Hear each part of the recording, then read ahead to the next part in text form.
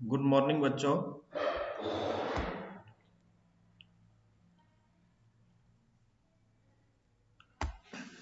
Good morning बच्चों।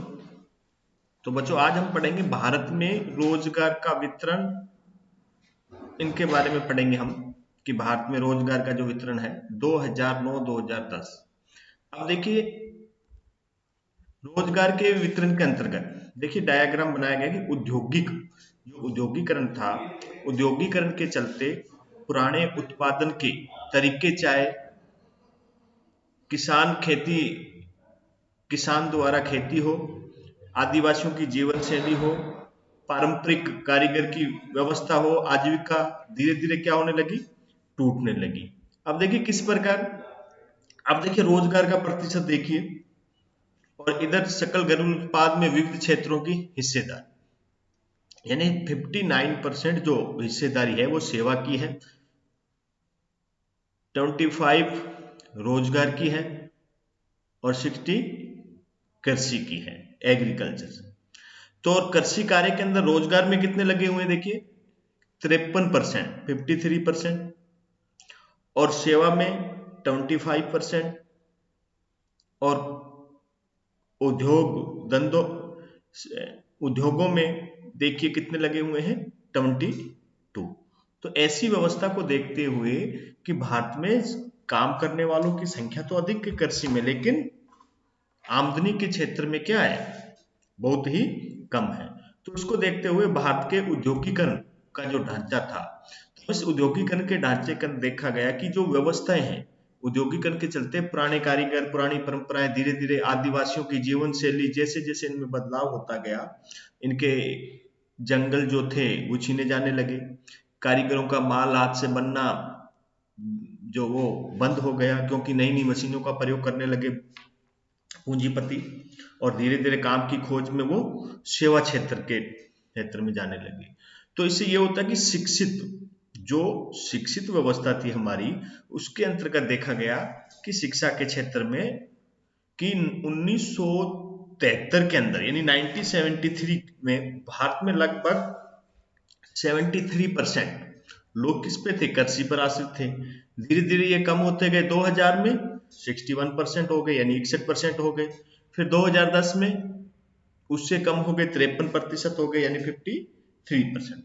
तो इन आंकड़ों के पीछे का जो मुख्य कारण है, किसानों की जो आर्थिक घाटा, आदिवासियों के द्वारा जंगल से बेदखल कर देना, इन व्यवस्था से क्या हुआ, कृषि के क्षेत्र के जो क्षेत्र था धीरे धीरे कम होता गया, और लोग रोजगार की तलाश में अन्य सेवा क्षेत्र में जाने लगे। यानी क्षेत्रफल तो अधिक था, लेकिन आमदनी यानी आर्थिक जो व्यवस्था थी वो कम थी। तो अर्थशास्त्री जो थे उनका मानना था कि सेवाओं में उत्पादकता कृषि से कई गुना अधिक है, और आर्थिक विकास जो है, अधिकांश आबादी अन्य विकसित देशों की तरह देखती कि वो कृषि को त्याग कर अन्य आजीविका अपनाने लगे। धीरे धीरे खेती, कारीगरी, जो पारंपरिक पुराने जो काम थे वो करने लगे लोग, शिक्षित और सेवा क्षेत्र में रोजगार पाने में विभिन्न कौशलों से युक्त होते गए। कहने का मतलब यह है कि शिक्षा से संबंधित, यानी शिक्षित जो थे कारीगर थे, वे उद्योग क्षेत्र में उनको काम क्या मिला, अन्य की तुलना में अधिक मिलने गया। ये विभिन्न प्रकार की इस प्रकार की जो गतिविधियां की गई, तो इन गतिविधियों के अंदर देखिए कि उद्योगीकरण किस तरह कृषि को प्रभावित करता है, इसके बारे में पढ़ेंगे हम। उदाहरण भी बताए गए थे आपको, आगे भी आएंगे। और इसके अलावा हम क्लास के अंदर एक औद्योगिक विकास में जो आधुनिक शिक्षा, उसका क्या योगदान रहा, यानी किस तरह लोगों की आवश्यकताएं और शिक्षा द्वारा उन्हें किस प्रकार तैयार किया गया। इसके साथ साथ उद्योगों की अपेक्षा सेवा क्षेत्र में अधिक लोग काम करते हैं, इसके कारणों का पता किस प्रकार लगाएं, ये भी औद्योगिकरण के माध्यम से हम पता कर सकते हैं। अब आता है देखिए बच्चों कि प्रतिस्पर्धा, तकनीकी विकास और मजदूर। देखिए हमारे औद्योगिक उत्पादन के बारे में जब हमने पढ़ा, तो उसमें जो पूंजी निवेश के द्वारा कारखाने लगाना, बड़ी बड़ी मशीनें लगाना, दूर दराज से कच्चा माल मंगाना, अधिक संख्या में मजदूरों से काम करवाना, अत्यधिक उत्पादन करना, और दूर दराज के बाजारों को में बेचकर माल को मुनाफा कमाना आदि ऐसे काम थे। इससे क्या हुआ कि पूंजीपतियों के बीच आपसी प्रतिस्पर्धा, इसको कह सकते हैं कि कोई मालिक बाकी लोगों से अधिक कीमत पे उत्पादन करता है तो उससे भी कम दाम पर बेचना पड़ेगा और घाटे का सामना करना पड़ेगा, क्योंकि जब कोई सामान बाजार में कम कीमत पे मिल रहा हो तो कोई अधिक कीमत क्यों देगा। यानी कहने का मतलब कि नई मशीनों, नई तकनीकों से जो हाथ के बने सामान थे उससे वो क्या हुए, तकनीकी से बने हुए सामान, मशीनों से बने हुए सामान वो सस्ते मिलने लगे। तो बड़ी कीमत पे लोग क्यों खरीदेंगे, तो इसलिए नई तकनीक अपनाना, कीमत कम करना या नए तरह के उत्पाद, ये सारी की सारी पूंजीवादी व्यवस्था ने धीरे धीरे क्या कर दिया, मजदूरों और किसानों की जो आर्थिक व्यवस्था थी उस पर उसका दुष्प्रभाव पड़ने लगा। और हर मालिक, अब देखिए कि हर मालिक कम कीमत करने के लगातार प्रयास कर रहा था। लागत कम करने के कई तरीके थे, मशीन या प्रणाली उपयोग करना जिसकी मदद से, यानी ऐसी मशीन प्रणाली से मदद से कम मजदूरों से अधिक उत्पादन करवाया जाए। यानी फोर्ड के उदाहरण भी हमने देखे थे कि कच्चे माल को कम कीमत पर प्राप्त करना के प्रयास करना। तो आधुनिक औद्योगिक उत्पादन की ये एक पहचान है कि इसमें सतत तकनीकी परिवर्तन होते रहते हैं और उत्पादन प्रणाली क्या है, बदलती रहती है। अब समय के साथ उत्पादन में लगातार पूंजी की मात्रा क्या है, बढ़ती जाती है। मालिक जो मुनाफा कमाते हैं उसका एक बड़ा हिस्सा वापस निवेश करना जरूरी हो जाता है ताकि उनका कारोबार बाजार में बना रहे। तो मुनाफे के साथ साथ वही मुनाफे का पैसा वो किस में लगाते हैं, अपने कारोबार में लगाते हैं। और उसके बाद क्या होता है कि इस तरह उनका कारोबार बढ़ता रहता है और पूरे समाज में पूंजी का वर्चस्व स्थापित हो जाता है, क्योंकि वो धनी होते जाते हैं। जितना मुनाफा हुआ वो व्यापार में निवेश कर दिया, उसके बाद हुआ। तो ऐसी व्यवस्था जो कहलाने लगी, जो ये व्यवस्था होती है, ये होती है औद्योगिक पूंजीवाद कहा जाता है।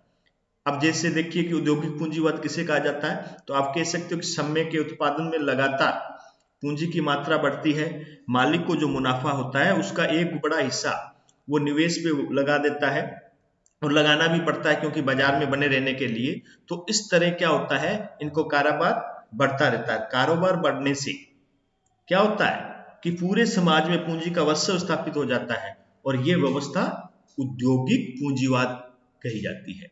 तो इस तरह पूंजीवाद द्वारा लागत घटाने, अधिक मुनाफा कमाने के प्रयासों का सबसे अधिक असर किस पे पड़ता है, कामगारों पे पड़ता है। उन्हें बेरोजगारी का शिकार होना पड़ता है या अपने ऊपर काम की बोझ बढ़ाने के लिए तैयार रहना पड़ता है। और अक्सर जब पुराने कारखाने बंद हो जाते हैं उनकी जगह नए कारखाने लगते हैं। अब देखिए कि पुराने कारखानों की जगह जो नए कारखाने होते हैं उसमें क्या होता है, तकनीकी में बिल्कुल प्रशिक्षित, यानी टेक्नोलॉजी के ज्ञाता जो होते हैं, उनसे प्रशिक्षित जो होते हैं वो कामगार होते हैं। तो ऐसी स्थितियों में मजदूरों को तरह तरह के उपाय अपनाते हैं मजदूर। इसके अंतर्गत जो उपाय अपनाए जाते हैं, तो इसमें दो तरीके सबसे महत्वपूर्ण होते हैं। क्या, एक तो मजदूरों के लिए ये होता है कि वो संगठन बनाकर, क्या होता है, एक तो ये होता है कि वो संगठन बनाकर सामूहिक रूप से मालिकों से क्या कर ले, समझौता कर ले, ताकि मजदूर के वेतन व काम धंधे जो है वो हालात बेहतर हो और संगठन बनाकर सामूहिक रूप से मालिकों से समझौता कर ले ताकि मजदूरों के वेतन व काम की हालात बेहतर, छटनी की परिस्थितियां, मुआवजा आदि मिले, अपने हक के लिए लड़े। एक तो तरीका ये हो गया। दूसरा तरीका होता है कि राज्य पर दबाव बनाना, मालिकों से कर वसूल कर जो मजदूरों के लिए, उनके लिए सामाजिक सुरक्षा जैसी व्यवस्था की जाए। सामाजिक सुरक्षा, उनके बच्चों के लिए निःशुल्क शिक्षा हो, हॉस्पिटल की सुविधा हो, आवास हो, बेरोजगारी भत्ता हो, वृद्ध अवस्था आदि पेंशन आदि का प्रबंध हो, ऐसे प्रयास होने चाहिए। तो आप जानते हो कि ये दो तरह की स्थितियां हैं। अब जो ये दूसरा प्रयास है ये किसमें आता है, ये ऐसे प्रयास से क्या होता है, जनतांत्रिक लोकतांत्रिक व्यवस्था क्या होती है हमारी, वो मजबूत होती है। तो इसी प्रकार क्या होता है कि हम कह सकते हैं कि ये विभिन्न प्रकार की जो गतिविधियां हैं मशीनों के माध्यम से जो चलाया जाता है, काम किया जाता है मशीनों के माध्यम से, इन मशीनों के माध्यम के द्वारा विभिन्न प्रकार के जो काम किए गए हैं, इसमें मनुष्य मशीन के द्वारा काम करके मजदूरों को बेरोजगार कर दिया। क्या आप इससे सहमत हैं? या औद्योगिक समाज, रोजगार के अवसर, सामाजिक संबंध बदलते रहते हैं? इस कथन के बारे में भी आपके क्या विचार हैं? औद्योगिक अर्थव्यवस्था में मजदूरों के जीवन यापन के लिए शिक्षा और लोकतांत्रिक का महत्व। अब देखिए 3 ऐसी चीजें हैं। अब इसमें देखिए कि मशीनें अगर बनाकर अगर मजदूरों को बेरोजगार कर दिया जाए, ये बात भी सही नहीं है पूर्ण रूप से। दूसरी बात यह कि औद्योगिक समाज, रोजगार के और सामाजिक जो संबंध है बदलते रहते हैं, ये बात सही है। समय और परिस्थितियों के अनुसार उद्योगों के अंदर रोजगार के अवसर, उनकी कार्य तकनीकी बदलती जाती है। तीसरी जो महत्वपूर्ण चीज है कि औद्योगिक अर्थव्यवस्था में मजदूरों के जीवन यापन की शिक्षा और लोकतंत्र का जो महत्व, उसकी बहुत बड़ी भूमिका है। तो ये स्थिति जहां पर लोकतांत्रिक देश है, उन देशों में ये स्थिति बहुत ही क्या होती है, महत्वपूर्ण होती है। तो आगे देखिए, आगे हम पढ़ेंगे कि श्रम और बाजार के निर्माण में सार्वजनिक शिक्षा की भूमिका, यानी सार्वजनिक शिक्षा की क्या भूमिका हो सकती है। अब देखिए, हमने देखा कि औद्योगिकरण में बड़ी मात्रा में उत्पादन और उससे लगातार बढ़ाते रहने की जरूरत होती है। ऐसे में हम हर हाल के लिए एक ऐसे बाजार निर्मित करें जिसमें औद्योगिकरण की जरूरत है। लेकिन सामान्य रूप से हम कह सकते हैं कि किसी भी समाज में लोगों की रुचियां अलग अलग होती हैं, अपनी संस्कृतियां अलग अलग होती हैं और अधिक विभिन्नताएं होंगी। तो ऐसे में ज्यादा से ज्यादा लोग कारखाने में बनी एक जैसी चीज क्यों खरीदेंगे? यानी कहने का मतलब है कि रोजगार की जो स्थिति, हमने श्रम और बाजार के निर्माण में शिक्षा की बहुत बड़ी भूमिका होती है, क्योंकि समय के अनुसार जो परिस्थितियां बदलती हैं तो लोग अलग अलग तरीके से सामान खरीदेंगे। एक ही चीज बार बार क्यों खरीदेंगे, उसको क्यों ज्यादा समय तक खरीदेंगे?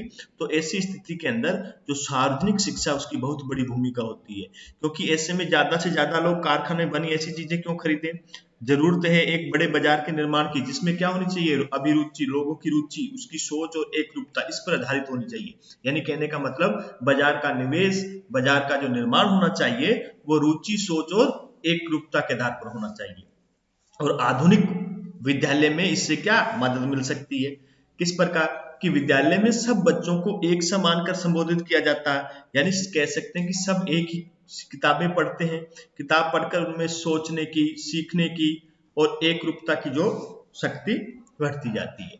तो इससे बच्चों की रुचि, उसकी जीवन शैली जो है उस पे भी क्या पड़ता है, प्रभाव पड़ता है। तो इसको देखते हुए, यानी इसको देखें तो बड़े भूभाग में एक ऐसी एकरूपता लाने वाली संस्थाओं में विद्यालय की भूमिका जो होती है वो बहुत ही महत्वपूर्ण होती है। और 19वीं और 20वीं सदी में जब आपने देखा कि टीवी का जो युग आया, टेलीविजन के साधनों के माध्यम से जो विकास जो हुआ, उसकी जगह जो मीडिया, पत्र पत्रिकाएं जो थी, इनका क्या था, सीमित था। और जब विद्यालय शिक्षा ही एक ऐसा माध्यम है जिससे लोगों की रुचि, एक रूपता लाई जा सकती है। यानी कहने का मतलब है कि शिक्षित लोग जो है बाजार व्यवस्था को, बाजार निर्माण को, बाजार के निवेश को अच्छे ढंग से काम कर सकेंगे और अच्छे ढंग से उन वस्तुओं का उत्पादन जितनी आवश्यकता है उसी के अनुसार करने का वो प्रयास करेंगे। तो इससे हम कह सकते हैं कि शिक्षा का प्रसार जहां कम हुआ है, वहां बाजार जो व्यवस्था जो हमारी है वो पूर्णतया विकसित नहीं हो पाई है या बहुत ही सीमित हुई है। तो इसी प्रकार हम कह सकते हैं कि विभिन्न प्रकार के, यानी पिछले दशकों में देखा कि विद्यालय की एक बहुत बड़े बाजार के रूप में विकसित करने का प्रयास किया गया हो।